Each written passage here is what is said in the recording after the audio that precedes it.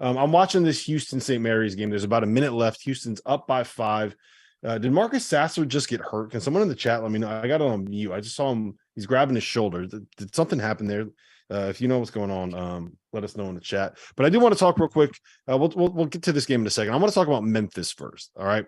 Memphis knocked off Ole Miss tonight. They haven't had the greatest start to the season. They had that weird game against Seton Hall, right? With the banked in 3 at the buzzer by Tyrese Samuel. I think that Memphis probably should have, could have won that game. But they're old. They guard. They have really good guards. I think that DeAndre Williams is a difference maker. Kendrick Davis came in. He's averaging 20 and 6. Like, not that that's surprising, but he's right there. I think that they're a little bit underrated right now. And I don't want to say that they can compete with Houston for an American championship, just because, like, I don't think anyone's going to compete with Houston for very many things. But they're really good.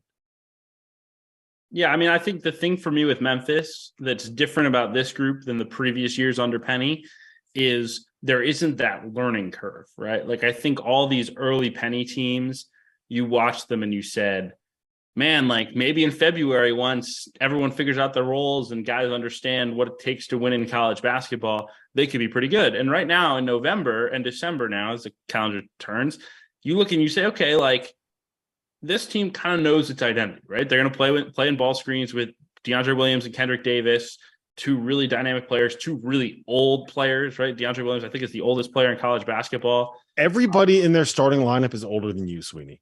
Everybody in their starting lineup. I'm not even joking. That's true. I don't think they're all over 5th-year seniors. They're all older than you. You're a child. I'm a 6th-year senior. Relax. But no, I think right now they're better than Memphis teams have been in November and December. The question is, do they have the ceiling, right? Like, where Memphis got to last season, they were one of the better teams in the country. Like, when Gonzaga took them out in the NCAA tournament, if Memphis had won that game, they could have went for a while, because that team was really, really good and really complete by the end of the year.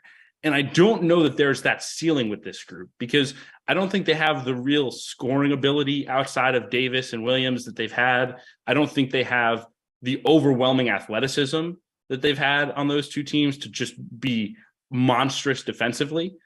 But I think they're a tournament team without question. And I think they have a very good chance to be a top 25 team.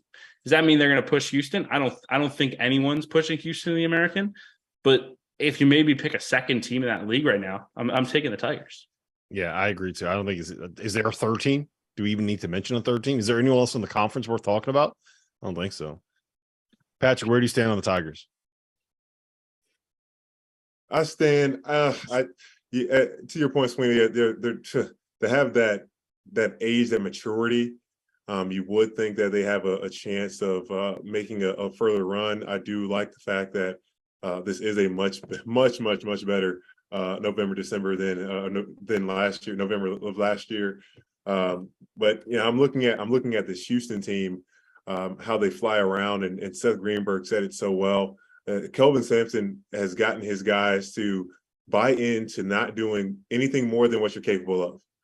Just everyone bought into doing exactly what your job is. I see how they fly around defensively, being there on the catch, using that white line, middle of that symmetry down the line of the paint, defense, the helps, the rotations, the icing on. I'm like, I truly don't think any team, regardless in the AAC, has a chance to beat Houston with the way that they play defense. Of course, the ball's not always going to go in, but the defense that Houston brings, there's not going to be a team that's going to overwhelm that.